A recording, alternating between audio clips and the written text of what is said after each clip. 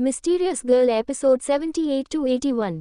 रीवा की कार एक जगह पर जाकर रुकती है। वह अपने कार से उतरती उससे पहले अर्जुन उतार के जल्दी से उसकी तरफ का दरवाजा खुलता है। जो वहां उतरती है तो देखी है कि बहुत से बॉडीगार्ड्स अपना सर झुकाकर वहां पर खड़े हैं। अर्जुन और रीवा वहां से अंदर की तरफ जाते हैं। जब वह अंदर जाते हैं तो देखते हैं कि वहां पर और भी बहुत सारे लोग थे।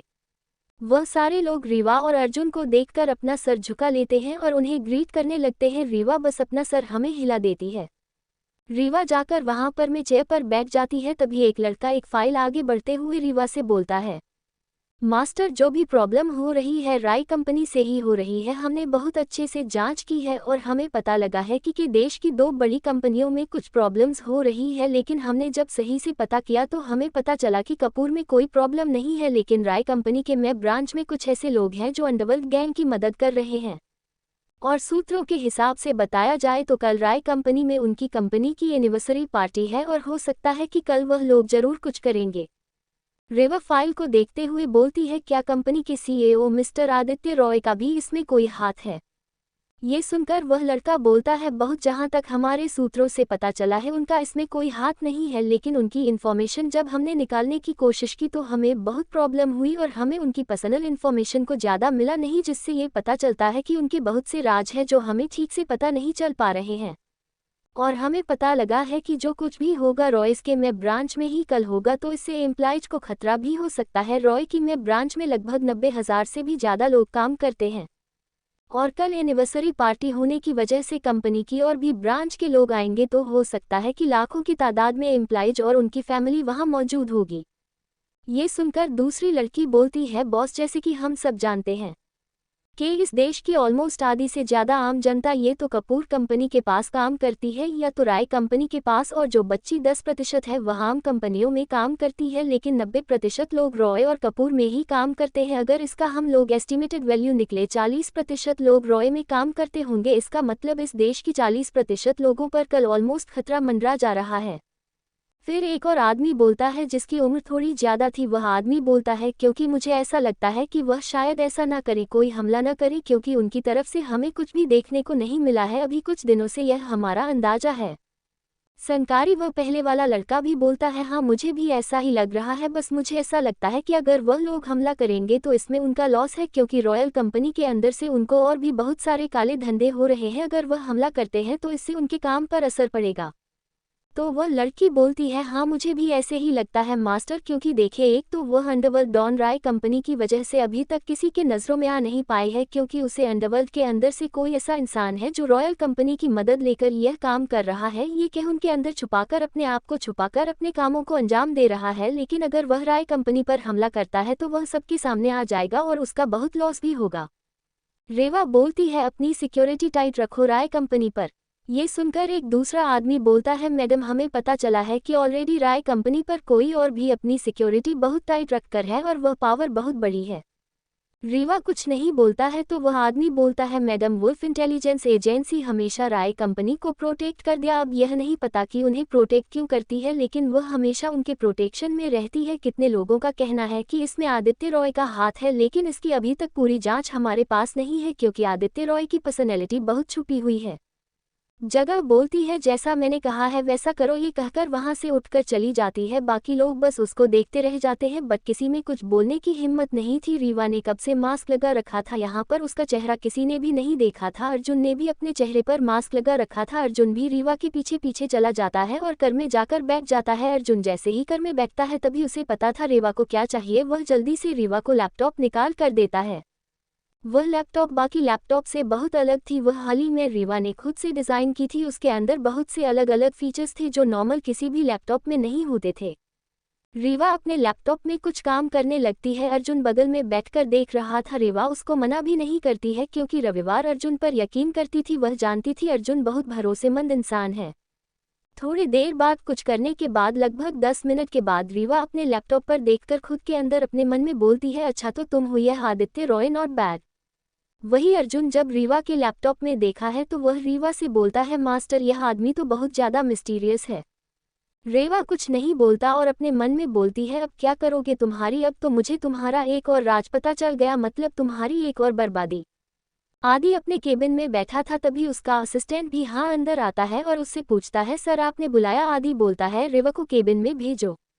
ये सुनकर विहान बोलता है, पर कर रेवा मैडम तो है नहीं कंपनी में। ये सुनकर आदि अपनी आंखें छोटी करके बोलता है, नहीं है, क्या मतलब है? ये सुनकर विहान थोड़ा घबरा जाता है और थोड़ा डरते हुए बोलता है, वह सर हैप्पी डिपार्टमेंट से रेवा मैडम ने 1 घंटे का ब्रेक लिया था, तो वह भी थोड़ी देर पहले बाहर गई है। फिर वह अपने घड़ी को देखकर बोलता है, शायद वह आती ही होगी। आदि अपने दांतों को पीसते हुए बोलता है, क्या मैं इजाजत दी थी? यह सुनकर विहान डर से कँप जाता है और कुछ नहीं बोलता है। आदि विहान को बोलता है, तुम्हें पता है आगे क्या करना है? सिर डिपार्टमेंट के साथ विहान बस हमें सही लाकर जल्दी से वहां से चल जाता है। वह जैसे ही वहां से निकलता है, तभी उसको रास्ते में रीवा अंदर आते हुए कंपनी की दिखती है। वह जल्दी से रीवा के पास जाकर बोलता है, हेलो रेवा मैडम। रीवा बस अपना सर हाँ में हिला देती है। फिर विहान आगे बोलता है, सर आपको अपने केबिन में बुला रहे हैं। रेवा हाँ में सर हिला देती है। रेवा को जाने का मन तो बिल्कुल नहीं था अभी के केबिन में, लेकिन वह वहां जाती है और अर्जुन को कहती है, तुम मेरे केबिन में। जो ये कहकर वह आदि के केबिन की तरफ बढ़ जाती है। वह सबसे ऊपर वाले फ्लोर का बटन प्रेस करती है और लिफ्ट से ऊपर चली जाती है। वह आदि के केबिन के सामने जाकर खड़ी थी, वह बिना ही नॉक किए अंदर चली जाती है।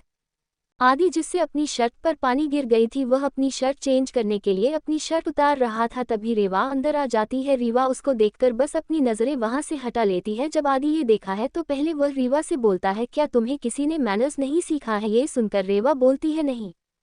ये सुनकर आदि बोलता है, जिसके माँ बाप ना हो ना फैमिली का पता हो, उसके अंदर मैंने ये कहाँ से सकते हैं, और होगा कौन उसे सिखाने वाला? रेवा ये सुनकर आदि की तरफ देखती है और फिर बोलती है, तुम्हारे तो माँ और बाप दोनों ही है, तो तुमने मानस क्यों नहीं सीखा? ये सुनकर आदि को बहुत गुस्सा आता है और रेवा को अपने करीब खींचते हुए कंधों से पकड़कर बोलता है, अपनी औकात में रहो। रेवा एक झटके में आदि को खुद से दूर करके बोलती है, वह तुम हो जो बार बार मेरे पास आते हो? मैं नहीं। ये सुनकर आदि बोलता है, लेकिन वह तुम हो जो बार बार मेरी जिंदगी में मेरे बिना इजाजत के आ जाती हो। रीवा कुछ सोचते हुए बोलती है, वैसे आज बड़ा अजीब हुआ ना, तुम्हारी बेस्ट फ्रेंड ने तुम्हें धोखा दे दिया, बड़ा बुरा लगा मुझे जानकर। आदि समझ सकता था रीवा की उसे बात में टोंट था। आदि बोलता है, तुम सारी औरतें एक जैसी होती हो। ये सुनकर रेवा जल्दी से बोलता है, तुम्हारी माँ और बहन भी। ये सुनकर आदि को बहुत गुस्सा आता है, वह चिल्लाकर बोलता है, रीवा अपनी लिमिट में रहो। रेवा आराम से आदि के सोफे पर बैठते हुए बोलती है, क्यों, बुरा लगा क्या?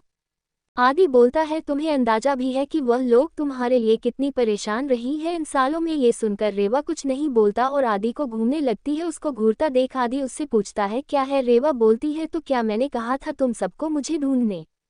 तभी आदि कुछ सोचते हुए फिर से रेवा के पेट की तरफ देखा है। रिवर्स की नज़रों को देख सकती थी। जब आदि उसको देख रहा था तो रेवा को अपने अंदर जान से मार देने वाले फीलिंग्स आ रहे थे। आदि से आगे कुछ बोलता उससे पहले उसका फोन रिंग होने लगता है। आदि फोन उठाकर किसी से बात करता है, फिर वह रेवा को देखकर बोलता है, कल कंपनी में एनिवर्सरी पार्टी है, तुम्हें पता तो होगा ही। रेवा बोलती है, हाथ तो क्या, कल वहां सब आएंगे, रूही, राज, आराधना, सब कोई, कैसे सामने करोगी उनका, सोच लो। ये सुनकर रेवा अपनी आंखें रोल कर कर बोलता है, सामना करने में क्या है? क्या मैं उनका कुछ चुराया है? या मैं रूही के हस्बैंड को लेकर भाग गई? या फिर मैं राज की बीवी को लेकर भाग गई? मैं तो ऐसा कुछ नहीं किया, नहीं, मैं आराधना के बच्चे को लेकर भागी हूँ। आदि अपना गुस्सा शांत करके बोलता है, तुम किसी बात का जवाब सीधे क्यों नहीं दे सकती हो? पहले तो तुम ऐसी नहीं थी, पहले तो तुम सीधे जवाब देती थी, अब गोल गोल घुमा के जवाब देना तुम्हारी आदत बन गई है, ऐसा लगता है, और तुम्हारी हर बात में टॉन्ट होना जरूरी है। ये सुनकर रेवा सोफे से उठती है और आदि के करीब जाकर धीरे से बोलता है, आदित्य रॉय, 6 साल बीत गए हैं, तुम्हें क्या लगता है मैं नहीं बदलेगी? तुमने मजबूर किया है मुझे बदलने पर। कर आदि बोलता है, गलती तुमने की और तुम कहे मुझे रही हो, तुम्हें शर्म भी आती है? तुम्हारे अंदर इतनी गट्स है कि तुम फिर से मेरे सामने आ गई हो? शायद तुम भूल गई हो 6 साल पहले की रात को। आदि के बोलते ही अचानक से रीवा के हाथ पूरी तरीके से कांपने लगते हैं और यह बाकी बिल्कुल लाल हो जाती है। रीवा का पूरा चेहरा लाल हो जाता है, उसके हाथ से लेकर कान सब कुछ कांपने लगते हैं। आदि जब यह चीज़ महसूस करता है तो घबरा कर बोलता है, रीवा क्या हुआ? रीवा के पूरे हाथ कांप रहे थे, वह कुछ बोल ही नहीं पा रही, जिसके होता भी कांप रहे थे। वह बार बार अपने दिमाग में आदि के बात को दोहरा रही थी, 6 साल पहले की रात, 6 साल पहले की रात। रीवा के कंधों को पकड़ता है रे, वह उसको धक्का दे देती है और जल्दी से उसके केबिन से निकल जाती है। रीवा जल्दी शादी के केबिन से निकालकर वहां से अपने केबिन की तरफ जाने लगती है। रास्ते पर सारे लोग उसको देख रहे थे, तब उसकी हालत देखकर हैरान थे। लोग उसके पास जाकर पूछना चाहते थे कि क्या हुआ, लेकिन रीवा के आसपास से उन्हें खतरनाक ऑरा का आभास हो रहा था।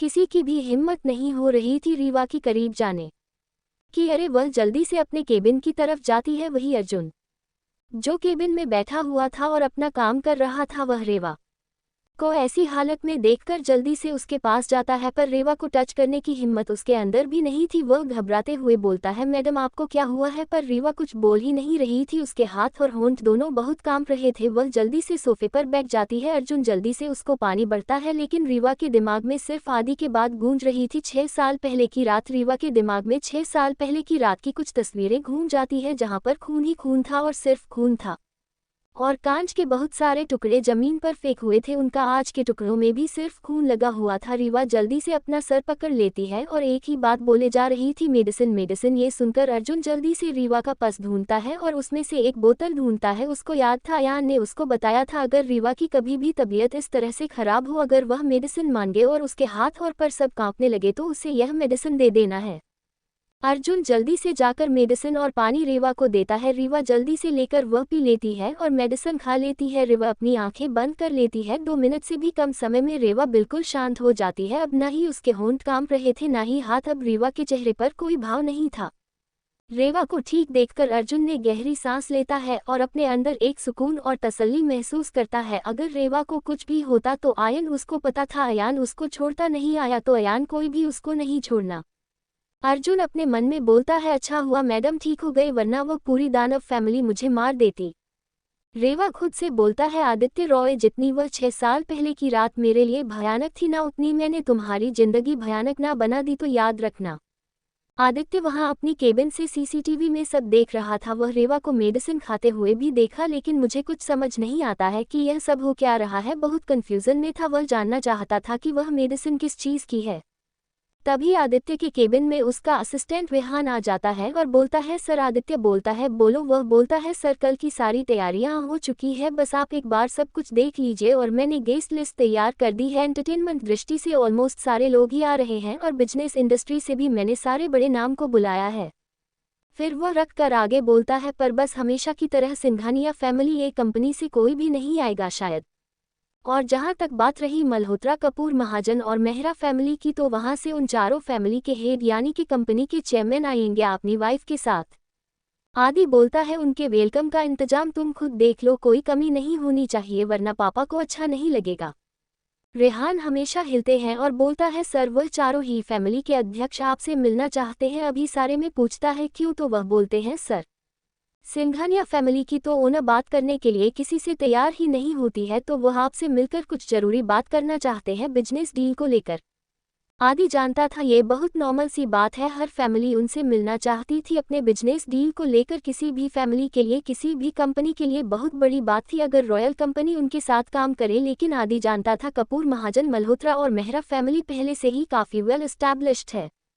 वर्ल्ड की सबसे बड़ी कंपनी सिंघानिया फैमिली की कंपनी थी, उसके बाद रॉय कंपनी दुनिया की सबसे बड़ी कंपनी और रिच फैमिली थी, उसके बाद कपूर फैमिली, फिर मल्होत्रा फैमिली, उसके बाद महाजन फैमिली और फिर मेहरा फैमिली वर्ल्ड की सबसे रिच कंपनी और फैमिलीज थी। आदि बस हमें सर हिला देता है तो विहान वहां से चला जाता है। कल कंपनी के एनिवर्सरी पार्टी थी, इस वजह से आदि के पास बहुत कम थे। वह ऑफिस में ही रुका हुआ था। रात के 10 बजे बज गए थे, तभी अचानक से आदि को अपने फोन पर कॉल आता है। आदि कॉल उठाता है तो दूसरी तरफ से उसका एक आदमी बोलता है, बस किसी ने हमारी कंपनी पर आग लगा दी है और पूरी कंपनी जलकर राख हो गई है। आदि हैरानी से बोलता है, क्या, कैसे हुआ ये सब? तो आदमी बोलता है, सर, हमें नहीं पता, हमने बहुत कोशिश की, हमारे सामने आग लग रही थी, लेकिन वह आज रुकने की जगह और बढ़ती जा रही थी। आदि जल्दी से बोलता है, किसी एम्प्लॉइज को तो उसे खतरा नहीं हुआ? तो वह आदमी बोलता है, नहीं सर, 8 बजे वर्किंग आवर्स खत्म हो जाते हैं, सारे लोग ही 9 बजे तक निकल जाती है, क्योंकि 9 बजे ऑफिस पूरी तरीके से यह वाला क्लोज हो जाता है। किसी को नुकसान तो नहीं पहुंचा, लेकिन हमारा काफी लॉस हुआ। अभी कुछ नहीं बोलता और कॉल काट देता है। आदि को पता था यह नुकसान उसके लिए बहुत कोई बड़ी नुकसान नहीं थी, लेकिन ये किसी ने की जानकर किया था, अभी इतना बता सकता था कोई, इसको हम कर रहा था कंटिन्यू। आदि कॉल करके विहान को अपने कैबिनेट में बुलाता है। विहान अंदर आता है तो आदि बोलता है, पूरी डिटेल दो मुझे। विहान जल्दी से बोलता है, सर, वह कंपनी थी जो अपने 6 साल पहले एस्टेब्लिश की थी। वेपन्स मैन्युफैक्चरिंग कंपनी थी वो हमारी। आदि बोलता है और बाकी वेपन्स जो बने हुए थे उनका क्या हुआ, तो विहान बोलता है हमारे सारे वेपन्स हाली तकनीक इक्विपमेंट से बने हुए थे, इस वजह से हमारे सारे वेपन सही है, लेकिन हमारे कंपनी को पूरे आग लग जाने की वजह से हमारे बहुत सारे डॉक्यूमेंट फाइल यहाँ तक कि हमारे कुछ नए स्ट्रक्चर्स जो हमने बनाकर रखे थे ड्राफ्ट में वह सब बर्बाद हो चुके हैं। आदि बोलता है जो वेपन्स बच गए हैं उन्हें दूसरी कंपनी में ट्रांसफ़र करो और उसकी एम्प्लॉयज जो है उन्हें दूसरी कंपनी में ट्रांसफ़र कर दो। आदि बोलता है ध्यान रहे जितनी भी एम्प्लॉयज हैं उन्हें सही तरीके से सही पोस्ट मिले उनके पहले वाले सैलरी पर ही, और पता करो ये सब किसने करवाया है। विहान हमेशा हिलाकर वहां से चला जाता है। आदि अपनी पेन को घुमाते हुए सोच रहा था, वह खुद से बोलता है 6 साल पहले पता नहीं क्यों उसके दिमाग में रीवा आ जाती है, लेकिन फिर वह जल्दी से रीवा का ख्याल अपने दिमाग से झक देता है। वह खुद से बोलता है रीवा इतना खतरनाक काम कर ही नहीं सकती है, क्या लगता है क्या होगा आगे जानने को लिए पढ़ते रहे मिस्टीरियस गर्ल। वही रेवा एक कमरे में बैठी हुई थी, वह अपने लैपटॉप में उसे बिल्डिंग को जलते हुए देख रही थी और फिर अपने लैपटॉप को बंद कर लेती है और अपने सामने देखते हुए खुद से बोल दिया मुझे याद दिला रहे थे ना तुम 6 साल पहले की याद, अब अपने हर 6 साल पहले की याद को तुम मिटता हुआ देखोगे, बर्बाद होते हुए देखोगे, खाक में मिलते हुए देखोगे। आदि अपने ऑफिस में बैठा था, वह अपना फ़ोन उठाता है और अपने पापा को कॉल करता है। उसके पापा उसका कॉल उठाते हैं तो आदि बोलता है आपने रेवा को यहाँ जॉब क्यों दिया, किसके बोलने पर। वह बोलते हैं जैसा चल रहा है वैसा चलने दो। ये सुनकर आदि बोलता है आपको सब पता है ना, तो वह बोलते हैं तुम्हें नहीं पता है इसलिए मैं कह रहा हूँ ना, जैसा चल रहा है वैसा चलने दो। अभी गुस्से में अपना फ़ोन सामने फेंक देता है, उसे बहुत गुस्सा आ रहा है, उसे लग रहा था कुछ तो है जो उसे छुपाया जा रहा है। आदि अपनी आंखें बंद करके अपना सर अपने सीट पर टिका देता है और कुछ सोचने लगता है, वही उसे पता नहीं चलता कब शुरू से सोचते हो वहीं पर सो जाता है। मेरे बाप अपने बेड पर लेटी थी, उसे नींद नहीं आ रही थी, हाँ उसे नींद नहीं आती थी, वह बहुत मुश्किल से सोई थी। वह अपने घर से एक बॉक्स निकलती है, वह मेडिसिन की बॉक्स थी, उसमें से एक बिल निकाल कर खा लेती है और खाने के बाद अपनी आंखें बंद कर देती है। अगले दिन सारे लोगों को उसे पार्टी में आना था क्योंकि वह पार्टी रॉय कंपनी की तरफ से ऑर्गेनाइज की गई थी। कोई भी पार्टी में आने का मौका नहीं छोड़ता है रातों को, सब जानते थे मैं बहुत बड़े बड़े बिजनेसमैन आएंगे जिससे उन सब को फायदा हो सकता है। उसे दिन सब का ब्रेक था, रीवा अपने किसी और कामों में जुटी हुई थी। शाम के 5 बजे बाजे, रेवा घड़ी देखी है और वह एक कमरे से बाहर आती है। वह कमरे से बाहर आकर अपने हाथ से वाइट ग्लव्स निकलती है और वॉशरूम में चली जाती है। उसे पता था उसको भी पार्टी में जाना है और वह रेडी थी पार्टी को अटेंड करने के लिए। वह जानती थी इस पार्टी में होगा तो बहुत कुछ, क्योंकि उसका सामने जो उसके पुराने दोस्तों से होने वाला था। रीवा बाहर निकलती है, जीवन एक बहुत डिसेंट कपड़ा पहना हुआ था, उसने स्पार्कल ब्लैक कलर का क्रॉप टॉप पहना हुआ था, उसके ऊपर एक स्पार्कल नेट का लॉन्ग श्रग था, नीचे उसने एक दिल प्लाजो पहनी हुई थी जो पूरे स्पार्कल नेट से लगा हुआ था। जो लोग नहीं जानते होंगे उन्हें पता नहीं होगा, लेकिन कोई करीब से देखे तो उसे पता चलेगा इसको फेमस डिज़ाइनर आशा ने डिज़ाइन किया था। कोई भी दूर से ही बता सकता था वह कपड़े की कीमत बहुत होगी, और अगर लोगों को पता चल जाए कि वह आशा के डिज़ाइन थी तो लोग को बताने की ज़रूरत भी नहीं थी इस ड्रेस की कीमत क्या होगी। लेकिन उसे ड्रेस को जानकर ऐसी डिज़ाइन किया गया था कि कोई भी बात नहीं सकता था कि वह फीमेल डिज़ाइनर आशा की डिज़ाइन थी। रेवा अपने बालों को ठीक करती है और वहाँ से थोड़ी देर बाद निकल जाती है। रीवा वहां पहले पहुंचती है क्योंकि उसे कुछ रोबोट को देखना था और वह रोबोटिक इंजीनियर थी, क्योंकि रोबोट को ही वहां पर सर्च करने के लिए और होस्ट करने के लिए रखा गया था। आखिर ड्राइंग कंपनी अपनी रोबोट के लिए काफ़ी फेमस थी, तो वह कैसे ही मौका छोड़ सकते थे अपने रोबोट का प्रशंसत करने के लिए। वहां जाकर सारे रोबोट को चेक करने लगती है, वहां रोबोट में कोई प्रॉब्लम नहीं थी, वह आज कोई गड़बड़ी नहीं करती है रोबोट में, वह शांति से वहां से हटती है। तभी पीछे से आदि आता है, अभी वह पीछे देखकर नहीं चल रही थी, वाली से टकरा जाती है, पर वह जब महसूस करती है आदि उसके पीछे है तो आदि उसको पकड़ता, उससे पहले ही रेवा खुद को मोड़ लेती है और सीधे खड़ी हो जाती है। आदि अपने हाथ को देखता है जो आदि को बचाने के लिए आगे बढ़ा था पर अब खाली था। आदि खुद को नॉर्मल करता है, वहां पर खड़े सब लोग आदि और रेवा को देख रहे थे। आदि ने भी ब्लैक सूट पहना था और रेवा ने ब्लैक ड्रेस। एक लड़की बोलती है यार ये दोनों तो परफेक्ट कपल लग रहे हैं, मैंने आज तक इतने हैंडसम लड़के और इतनी ब्यूटीफुल लड़की नहीं देखी यार। वो लड़की बहुत धीरे बोल रही थी क्योंकि उसको आदि से डर लगता था, पर आदि और रेवा जिनके कान बहुत तेज थे उन दोनों ने ही उसकी बात सुन ली थी। आदि खुद को नॉर्मल करके बोलता है सारे रोबोट ठीक है, विवाह हमें सर हिला देती है। आदि विवाह को देख रहा था, ये वक्त बाल खुले हुए थे और उसने ब्लैक कलर के ड्रेस पहना था। आज उसके चेहरे पर कोई मेकअप नहीं था, लेकिन वह आज भी सबसे ज्यादा खूबसूरत लगती थी। उसके सामने कोई भी एंटरटेनमेंट इंडस्ट्री की एक्टर्स भी फेल थी। आदि रेवा को देख रहा था पर विवाह आदि को बिल्कुल भी नहीं देख रही थी। वह वहां से हट जाती है, आदि भी बाहर चला जाता है। वह बाहर जाकर देखा है क्या गेस्ट आना शुरू हो गया। आदि वहां से निकाल कर अपनी प्राइवेट रूम में चला जाता है। वह अभी पार्टी अटेंड नहीं करने वाला था। वह लास्ट टाइम पर हमेशा पार्टी अटेंड करना करता था। उसके पास अपने काम थे जो उसे पूरे करने थे। वही पार्टी वेन्यू के बाहर कुछ लोग खड़े थे। वह सारे ही लोग आम कपड़ों में थे। एक आदमी दूसरा आदमी से कहता है जैसा कहा था सरताज में सब ऐसे ही हो रहा है ना। दूसरा आदमी कहता है उन्होंने जहां जहां कहा था वहां वहां मैं बम फिट कर दिए हैं। क्या लगता है क्या हो रहा है जानने के लिए पढ़ते रहे मिस्टीरियस गर्ल।